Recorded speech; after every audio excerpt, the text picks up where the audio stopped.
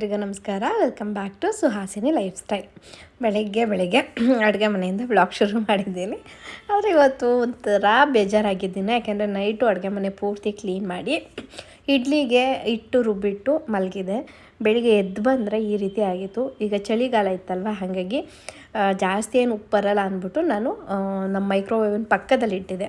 ಇಲ್ಲ ಅಂದರೆ ಬೇಸಿಗೆಗಾಲದಲ್ಲಾದರೆ ಯಾವಾಗಲೂ ನಾನು ಸಿಂಕ್ ಹತ್ರ ಇಡ್ತಾಯಿದ್ದೆ. ಸೊ ಏನಾದರೂ ಸ್ವಲ್ಪ ಕೆಳಗಡೆ ಬಂದರೆ ಅಲ್ಲಿ ಕ್ಲೀನ್ ಮಾಡೋಕ್ಕೆ ಸರಿ ಹೋಗುತ್ತೆ ಅಂತ. ಬಟ್ ಬೆಳಿಗ್ಗೆ ಎದ್ದು ಬಂದ ತಕ್ಷಣ ಶಾಕ್ ಆಗೋಯ್ತು ನನಗೆ. ಯಾವಾಗಲೂ ನನಗೆ ಈ ಥರ ಇಡ್ಲಿ ಇಟ್ಟು ಉದಗ್ಲು ಬಂದಿದ್ದು ನೋಡಿದರೆ ತುಂಬ ಖುಷಿ ಆಗುತ್ತೆ, ಒಂಥರ ಪಾಸಿಟಿವ್ ವೈಬ್ ನನಗೆ. ಬಟ್ ಇವತ್ತು ಸ್ವಲ್ಪ ಬೇಜಾರೇ ಆಯಿತು ಅಂದ್ಕೊಳ್ಳಿ. ಅಯ್ಯೋ ಇಲ್ಲಿಂದ ಕ್ಲೀನ್ ಮಾಡಬೇಕಲ್ಲಪ್ಪ ಅಂತ. ಬಟ್ ಸ್ಟಿಲ್ ಏನೂ ಮಾಡೋಕ್ಕಾಗಲ್ಲ. ಬೆಳಗ್ಗೆ ಅದೊಂದು ಅರ್ಧ ಗಂಟೆ ಕೆಲಸ ಹಿಡಿತು. ಸೊ ಫೈನಲಿ ಎಲ್ಲ ಕ್ಲೀನ್ ಮಾಡಿ ಇಡ್ಲಿ ಹಿಟ್ಟೆಲ್ಲ ರೆಡಿ ಮಾಡಿ ಇಟ್ಟಿದ್ದೀನಿ. ಸೊ ಫ್ಯಾಮಿಲಿ ಫೈನಲಿ ಅಡುಗೆ ಮನೆ ಕ್ಲೀನ್ ಮಾಡಿದ್ದಾಯಿತು. ನನಗೆ ಯಾವಾಗಲೇ ಇಡ್ಲಿ ಹಿಟ್ಟು ಆ ಥರ ಉಪ್ಪು ಬಂದರೆ ತುಂಬಾ ಖುಷಿ ಆಗುತ್ತೆ ನೋಡೋದಕ್ಕೆ. ಅದು ಪೂರ್ತಿ ನಂಗೆ ತುಂಬ ಖುಷಿ ವಿಷಯಗಳು ಬರುತ್ತೆ, ತುಂಬ ಖುಷಿಯಿಂದ ಇರುತ್ತೆ. ಅದು ಸ್ವಲ್ಪ ನೋಡಿದ್ರೆ ಬೇಜಾರಾಯಿತು, ಯಾಕಂದರೆ ಇಲ್ಲೆಲ್ಲ ಆಗ್ಬಿಟ್ಟಿತ್ತು. ಅದೆಲ್ಲ ಕ್ಲೀನ್ ಮಾಡೋಷ್ಟರಲ್ಲಿ ಸುಮ್ಮನೆ ಟೈಮೆಲ್ಲ ವೇಸ್ಟ್ ಆಯಿತು ನೋಡಿ. ಎಲ್ಲ ಮತ್ತೆ ಹೊಸ್ದಾಗೆ ಮಾಡೋಂಗಾಯಿತು. ಎಲ್ಲ ಕ್ಲೀನ್ ಮಾಡಿ ಸೊ ಇವಾಗ ಒಂದು ಪಾತ್ರೆಯಲ್ಲಿ ಸೆಟ್ ಮಾಡಿ ಇಟ್ಟಿದ್ದೀನಿ. ನಾನೇನು ಅಂದ್ಕೊಂಡೆ ಅಂದರೆ ಯಾವಾಗಲೂ ಅಕ್ಕಿ ರುಬ್ಬಿದಾಗ ಇಲ್ಲಿ ಇಡ್ತಾಯಿದ್ದೆ, ಅಕಸ್ಮಾತ್ ಉಪ್ಪಿಟ್ರೆ ಹಿಂಗೆ ತೊಳೆಯೋದಕ್ಕೆ ಸರಿ ಹೋಗುತ್ತೆ ಅಂತ. ಬಟ್ ಇವಾಗ ಕೋಲ್ಡ್ ಅಲ್ವಾ, ಜಾಸ್ತಿ ಚಳಿಗಾಲ, ಉಪ್ಪು ಬರಲ್ಲ ಅಂದ್ಕೊಂಡು ಅಲ್ಲಿಟ್ಟಿದ್ದೀನಿ. ಅದು ಕೆಟಲ್ ಪಕ್ಕದಲ್ಲಿ ತೊಗೊಂಡೋಗಿಟ್ಟಿದ್ದೀನಿ. 2 ಪಾತ್ರೆಯಲ್ಲಿ ಹಾಕಿಟ್ಟಿದ್ದೀನಿ. ಸ್ವಲ್ಪನೇ 2 ಪಾತ್ರೆಯಲ್ಲಿ ಹಾಕಿಟ್ಟಿದ್ದೀನಿ. ಅದಕ್ಕೆ 2 ಪಾತ್ರೆಯಿಂದ ಉಪ್ಪಿಟ್ಟಿದೆ. ಸೊ ಏನು ಮಾಡೋಕ್ಕಲ್ಲ, ಅನಿಸುತ್ತೆ ಹಿಂಗಾಗಿದೆ. ಇವಾಗ ಬಿಸಿನೀರು ಕುಡಿಯೋಣ. ಸೊ ಸಾಮಾನ್ಯ ಸ್ನ್ಯಾಕ್ಸ್ ಬಾಕ್ಸ್ಗೆ ಇವತ್ತು ದ್ರಾಕ್ಷಿ ಕೊಡೋಣ. ಸ್ವಲ್ಪ ಉಪ್ಪು ಹಾಕಿ ನೆನೆಸಿಟ್ಬಿಟ್ಟು ಅದಾದಮೇಲೆ ತೊಳೆದು ಕೊಟ್ಟರೆ ಅವಾಗ ಕೆಮ್ಮೆಲ್ಲ ಬರೋದು ಸ್ವಲ್ಪ ಕಡಿಮೆ ಆಗುತ್ತೆ ಅಂತ ಅಷ್ಟೇ.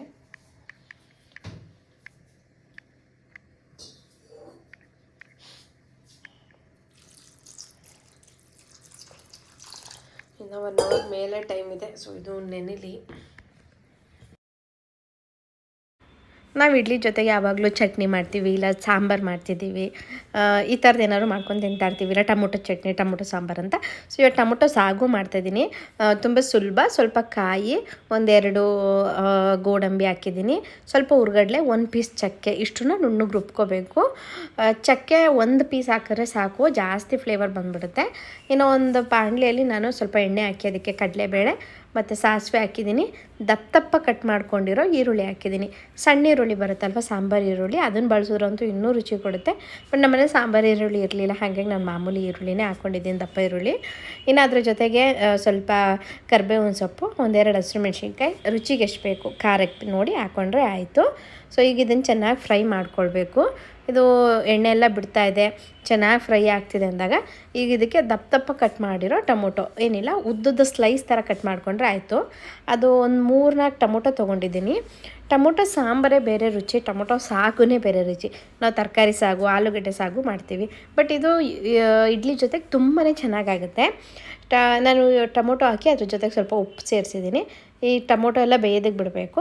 ಅದೆಲ್ಲ ನೀರು ಬಿಟ್ಕೊಳ್ತಿದೆ ಅಂದಾಗ ಅದಕ್ಕೆ ಅಚ್ಕಾರದ ಪುಡಿ, ಅರಿಶಿನ ಪುಡಿ ಸೇರಿಸಿದ್ರೆ ಆಯಿತು. 1 ಸ್ಪೂನು, ಅಥವಾ ಸಾಂಬಾರು ಪುಡಿ ಇರುತ್ತಲ್ವ, ಬೇಳೆ ಸಾರು ಪುಡಿ, ಅದನ್ನು ಬಳಸಿದ್ದೀನಿ ನಾನು. ಅಚ್ಕಾರದ ಪುಡಿ ಬಳಸಿಲ್ಲ.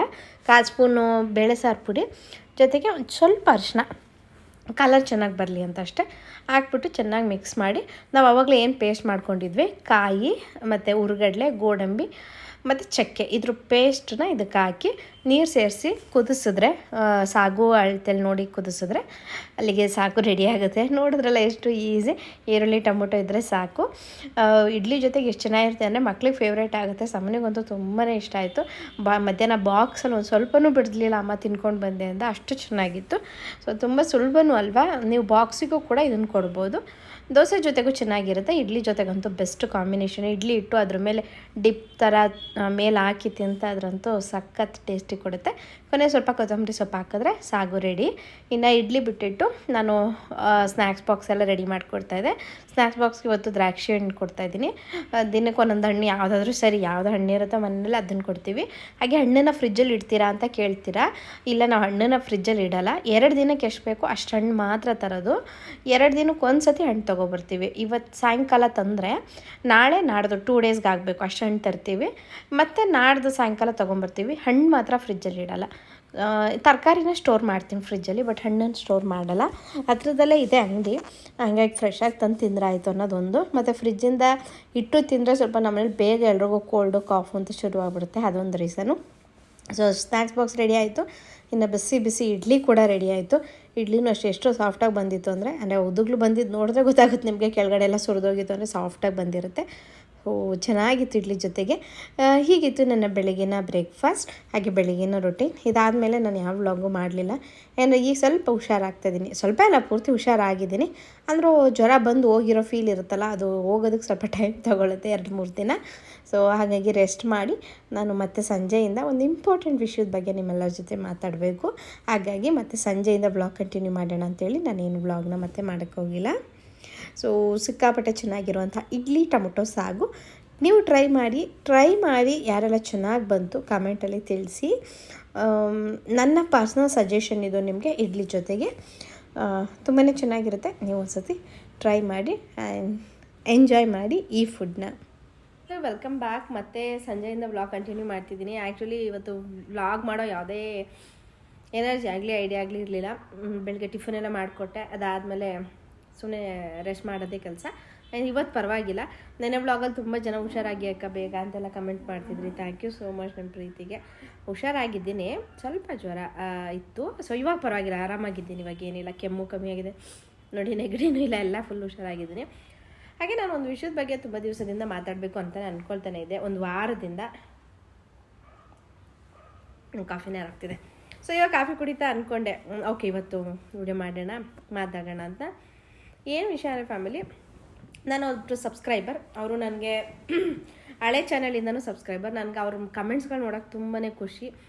ಅವ್ರ ಕಮೆಂಟ್ಗೋಸ್ಕರ ನಾನು ವೆಯ್ಟ್ ಮಾಡ್ತಾಯಿರ್ತೀನಿ. ನನಗೆ ಅಷ್ಟು ಖುಷಿ ಕೊಡುತ್ತೆ ಅವ್ರ ಕಮೆಂಟ್ ನೋಡಿ. ಅವ್ರ ನೇಮ್ ಎಲ್ಲ ಬೇಡ, ಅವ್ರ ಹೆಸರು ಬೇಡ ಇವಾಗ. ಸೊ ಅವ್ರು ನನಗೆ ಲಾಸ್ಟ್ ವೀಕಲ್ಲಿ ಒಂದು ವ್ಲಾಗ್ಗೆ ಕಮೆಂಟ್ ಮಾಡಿದ್ರು, ಅಕ್ಕ ನನಗೆ 9 months ಆಗಿದೆ ಮದುವೆ ಆಗಿ, 7 ವೀಕದು ನಾನು ಪ್ರೆಗ್ನೆಂಟ್ ಆಗಿದೆ, ಬಟ್ ಮಿಸ್ಕ್ಯಾರೇಜ್ ಆಯಿತು. ನಿಮ್ಮ ವ್ಲಾಗ್ ನೋಡಿದ್ಮೇಲೆ ನಂಗೆ ಸ್ವಲ್ಪ ಸಮಾಧಾನ ಆಯಿತು, ನಂಗೆ ತುಂಬ ನೋವಲ್ಲಿದ್ದೆ, ಖುಷಿ ಆಗ್ತಿದೆ ಅಂತ, ನೋವು ಮರಿತಾ ಇದ್ದೀನಿ ನಾನು ಅಂತ. ಆ ಥರ ನನಗೆ ಎಷ್ಟು ಬೇಜಾರಾಗೋಯ್ತು ಆ ಕಮೆಂಟ್ ನೋಡಿದ ತಕ್ಷಣ. ಅಂದರೆ ಅಯ್ಯೋ ಪಾಪ, ದೇವರು ಕೊಡೋದೇ ಕಿತ್ಕೊಳ್ಳೋದಾದರೆ ಏನು ಕೊಡಬೇಕಲ್ವ, ಆಸೆ ತೋರಿಸ್ಬಿಟ್ಟು ಕಿತ್ಕೊಳ್ಳೋದೇನಕ್ಕೆ. ಅದು 9 ತಿಂಗಳಾಗಿರುತ್ತೆ ಮದುವೆ ಆಗಿ ಅಂದರೆ ಆ ಖುಷಿನೇ ಬೇರೆ ಥರ ಇರುತ್ತೆ ಪ್ರೆಗ್ನೆಂಟ್ ಅಂತ ಅಂದಾಗ. ಆ್ಯಂಡ್ ಕೆಲವು ಕಡೆ 9 ತಿಂಗಳಾಗಿನೂ ಇನ್ನೂ ಪ್ರೆಗ್ನೆಂಟ್ ಆಗಿಲ್ವಾ ಅನ್ನೋದ್ರ ಬಗ್ಗೆನೂ ಮಾತಾಡ್ತಾರೆ. ಅಂದರೆ ಇನ್ನೇನು ವರ್ಷ ಆಗ್ತಿದೆ, ಇನ್ನೂ ಪ್ರೆಗ್ನೆಂಟ್ ಆಗಿಲ್ವಾ ಅಂತ ಕೂಡ ಮಾತಾಡೋರು ಇರ್ತಾರಲ್ವ. ಸೊ ಈ ಥರ ಆದಾಗ ತುಂಬಾ ಖುಷಿ ಇರುತ್ತೆ. ಓಕೆ 9 ತಿಂಗಳಾಗಿದೆ, ಇವಾಗ 1.5 ತಿಂಗಳು 2 ತಿಂಗಳು ಪ್ರೆಗ್ನೆಂಟ್ ಅಂತ ಅಂದರೆ ಅವ್ರನ್ನ ನೋಡ್ಕೊಳ್ಳೋ ರೀತಿನೇ ಬೇರೆ ಇರುತ್ತೆ. ಎಷ್ಟು ಕೇರ್ ಮಾಡ್ತಾ ಇರ್ತಾರೆ, ಎಷ್ಟು ಖುಷಿಯಿಂದ ನೋಡ್ಕೊತಾ ಇರ್ತಾರೆ. ಬಟ್ ಸಡನ್ನಾಗಿ ಈ ಥರ ಕಿತ್ಕೊಳ್ಳೋದಾದರೆ ದೇವರು ಕೊಡೋದೇನಕ್ಕೆ ಅಂತ ನನಗನ್ಸಿದ್ದು. ಸಖತ್ ಬೇಜಾರಾಯಿತು ನಿಜವಾಗ್ಲೂ. ನೀವು ಯಾರು ಕಮೆಂಟ್ ಮಾಡಿದ್ದೀರಾ ನಿಮ್ಗೆ ಗೊತ್ತಾಗ್ತದೆ ಯಾರ ಬಗ್ಗೆ ಮಾತಾಡ್ತಿದ್ದೀನಿ ಅಂತ. ನನಗೆ ನಿಜವಾಗ್ಲೂ ಎಷ್ಟು ಖುಷಿ ಆಯಿತು ನೀವು ಕ್ಯಾರಿಂಗ್ ಇದ್ದೀರಾ ಅಂತ ಅದು ಕೇಳಿ. ನೆಕ್ಸ್ಟ್ ವರ್ಡು ಮಿಸ್ಕ್ಯಾರೇಜ್ ಆಯಿತು ಅಂದಾಗ ಅಷ್ಟೇ ನನಗೆ ಸಖತ್ ನೋವಾಯಿತು. Be strong dear. ಸೊ ನಿಮ್ಗೇನೇ ಇದ್ದರೂ ಕಷ್ಟ ಸುಖ ಇದ್ದರೂ ನೀವು ನನ್ನ ಜೊತೆ ಶೇರ್ ಮಾಡ್ಬೋದು. I am there for you. But ಸ್ಟ್ರಾಂಗಾಗಿರಿ. ದೇವ್ರು ಏನಾದ್ರು ಒಂದು ಕಿತ್ಕೊಂಡಿದ್ದಾನೆ ಅಂದರೆ ತುಂಬ ಒಳ್ಳೆಯದನ್ನು ಅಥವಾ ಇನ್ನೂ ಚೆನ್ನಾಗಿರೋದನ್ನು ಕೊಡ್ತಾನೆ ಗ್ಯಾರಂಟಿ. ಆ ನಂಬಿಕೆ ಇಟ್ಕೊಳ್ಳಿ ಅಂತ ಅಷ್ಟೇ ನಾನು ಕೇಳ್ಕೊಳ್ತೀನಿ. ಹಾಗೆ ನೀವೇನು ಬಯಸ್ತಾ ಇದ್ದೀರಾ ದೇವ್ರು ಆದಷ್ಟು ಬೇಗ ನಿಮಗೆ ಮತ್ತೆ ಸಿಗೋ ಥರ ಮಾಡಲಿ ಅಂತಲೂ ನಾನು ದೇವ್ರ ಹತ್ರ ಕೇಳ್ಕೊಳ್ತೀನಿ. ನನಗೆ ಸಕ್ಕತ್ತಂದರೆ ಅವತ್ತಿಂದ ನನಗೆ ಆ ಕಮೆಂಟು ನನಗಿನ್ನ ಹಾಗೆ ತಲೆಯಲ್ಲಿದೆ, ನನಗದು ಹೋಗ್ತಾನೇ ಇಲ್ಲ. ಜೊತೆಗೆ ಈ ಥರ ವಿಷಯಗಳನ್ನ, ಅದು ಕ್ಯಾರಿಂಗ್ ಆಗಿರ್ಬೋದು, ಪ್ರೆಗ್ನೆಂಟ್ ಆಗಿದ್ದೀವಿ ಅನ್ನೋ ವಿಷಯಗಳನ್ನಾಗಲಿ, ಅಥವಾ ಈ ಥರ ಏನಾದ್ರು ಪ್ರೆಗ್ನೆಂಟ್ ಆದಮೇಲೆ ಈ ಥರ ಏನಾದ್ರು ಸಮಸ್ಯೆ ಆಗಿದೆ, ಮಿಸ್ಕ್ಯಾರೇಜ್ ಆಗಿದೆ ಅನ್ನೋದನ್ನೇ ಸ್ಪೆಸಿಫಿಕ್ಕಾಗಿ ಈ ಥರದನ್ನು ಎಲ್ಲರ ಹತ್ರ ಶೇರ್ ಮಾಡಲ್ಲ ಎಲ್ಲರೂ ಕೂಡ. ತುಂಬ ಅವ್ರ ಕ್ಲೋಸ್ ಒನ್ ಯಾರು ಇರ್ತಾರೋ ಅವ್ರಿಗೆ ಮಾತ್ರ ಹೇಳ್ತಾರೆ, ಫ್ಯಾಮಿಲಿ ಫ್ರೆಂಡ್ಸ್ ಆ ಥರ, ಅಥವಾ ತುಂಬ ಹತ್ರದವ್ರಿಗೆ ಮಾತ್ರ ಹೇಳ್ಕೊಳ್ಳೋದು. ಬಟ್ ನೀವು ನನ್ನ ಹತ್ರ ಹೇಳಿದ್ರಲ್ಲ, ನನಗೆ ಅದು ಇನ್ನೂ ಒಂಥರ ಹರ್ಟ್ ಆಗ್ತಿದೆ. ನೀವು ನಮ್ಮ ಹತ್ರದವರು ಅಂತ ನನ್ನ ಕನ್ಸಿಡರ್ ಮಾಡಿದ್ದೀರಾ. ನಿಮ್ಮ ವ್ಲಾಗ್ ನೋಡಿ ನಾನು ಸ್ವಲ್ಪ ಇವಾಗ ಹುಷಾರಾಗ್ತಾಯಿದ್ದೀನಿ ಅಕ್ಕ ಅಂತ ಕಮೆಂಟ್ ಮಾಡಿದ್ರೆ ನನಗೆ ಅದು ಎಷ್ಟು ಖುಷಿ ಕೊಡ್ತು ಅಂದರೆ, ಸಮಾಧಾನ ಕೊಡ್ತು ನನಗೆ. ಓಕೆ ನಿಮಗೆ ಏನೋ ಒಂದು ಯೂಸ್ಫುಲ್ ಆಗ್ತಿದೆ ವೀಡಿಯೋ, ಸ್ವಲ್ಪನಾದ್ರೂ ನಿಮಗೆ ಆ ನೋವಿಂದ ಬರೋದಕ್ಕೆ, ಹೊರಗಡೆ ಬರೋದಕ್ಕೆ ನಿಮ್ಗೆ ಸ್ವಲ್ಪನಾದ್ರೂ ಒಂದು 10 ನಿಮಿಷ ನಿಮಗೆ ಸ್ವಲ್ಪ ರಿಲ್ಯಾಕ್ಸ್ ಸಿಗ್ತಾ ಇದೆ ಅಂತ ಕೇಳಿ ನನಗೆ ಸಮಾಧಾನ ಆಯಿತು. ಹಾಗೆ ನೀವು ಈ ವಿಷಯನ ನನ್ನ ಹತ್ರ ಶೇರ್ ಮಾಡ್ಕೋಬೇಕು ಅಂತ ಡಿಸೈಡ್ ಮಾಡಿ ನನ್ನ ಹತ್ರ ಹೇಳಿದ್ರಲ್ವ.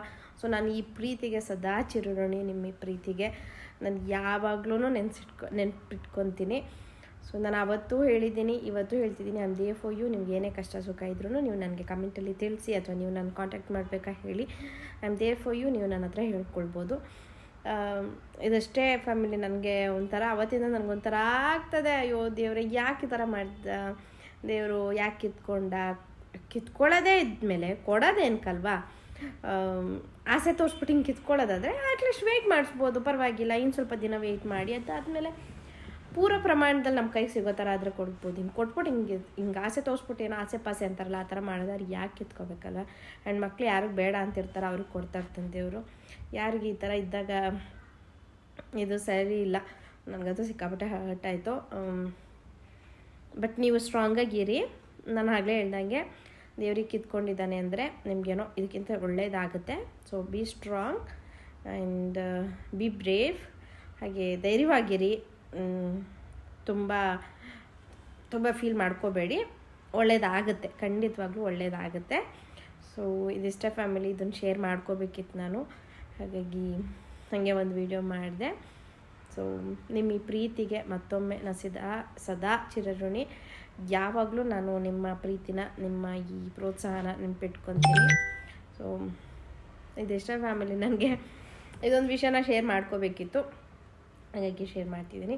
ಸೊ ಇದಿಷ್ಟೇ. ನಾನು ಈ ವ್ಲಾಗ್ನ ಎಂಡ್ ಮಾಡ್ತೀನಿ. ಐ ಹೋಪ್ ನಿಮ್ಗೆ ಇಷ್ಟ ಆಗಿದೆ ಅಂದ್ಕೊಳ್ತೀನಿ. ಇವತ್ತಿನ ವ್ಲಾಗ್ ರೆಸಿಪಿ ಒಂದು ಸಿಂಪಲಾಗಿ ಬೇಗನೆ ಮಾಡ್ಕೊಳ್ಳೋಂಥ ಒಂದು ಟೊಮೊಟೊ ಸಾಗುದು ರೆಸಿಪಿ ಕೂಡ ಶೇರ್ ಮಾಡಿದ್ದೀನಿ.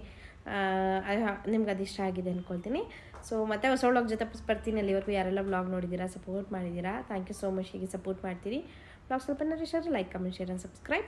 ಆ್ಯಂಡ್ ಡಿಯರ್, ಈ ವ್ಲಾಗ್ ಸ್ಪೆಷಲಿ ಫಾರ್ ಯು. ನಿಮಗೆ ನೀವು ಯಾರು ನನಗೆ ಕಮೆಂಟಲ್ಲಿ ತಿಳಿಸಿದ್ದೀರಾ, ನಿಮಗೆ ಈ ವ್ಲಾಗ್ನ ನಾನು ಡೆಡಿಕೇಟ್ ಮಾಡ್ತೀನಿ. ಕಂಪ್ಲೀಟ್ ಹೋಲ್ ವ್ಲಾಗ್ ನಿಮಗೋಸ್ಕರನೇ ನಾನು ಮಾಡಿರೋದು ಇವತ್ತು. ಸೊ ಇದಿಷ್ಟೇ. ಮತ್ತು ಹೊಸ ಜೊತೆ ಬರ್ತೀನಿ. ಅಲ್ಲಿವರೆಗೂ ಒನ್ಸ್ ಅಗೇನ್ ಥ್ಯಾಂಕ್ ಯು.